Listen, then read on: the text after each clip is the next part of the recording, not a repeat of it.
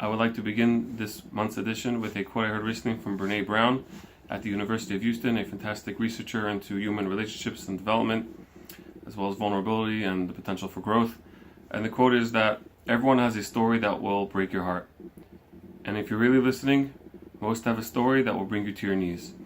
And this quote got me thinking on a number of levels, but especially about, our clients and people we meet who feel very disconnected from their own story, from their own sense of self, from their own sense of being, and have trouble connecting with others, with whether it's friends, roommates, loved ones, the world at large. They just don't feel like they have a place of connectedness. And one of the things, one of the skills we use with individuals who are suffering from something like that are DBT skills, founded by Marsha Linehan. And the foundation of DBT is what she calls mindfulness. And mindfulness is cultivating wise mind, which is a balance between our being self and our doing self, between our emotional state and our rational state, and finding the sweet spot in between, the balance of being able to be spontaneous and be who we want to be in this world, while at the same time, doing what we have to do.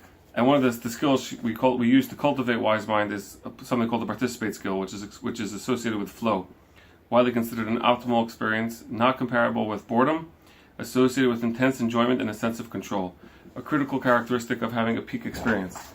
The idea is to be able to have more moments where we feel connected to ourselves and the world at large.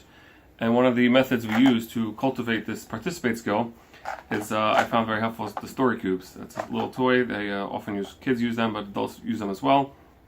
And there's 9 cubes in this set, and each one has different pictures of random objects, some that you come across every day, some are not as found.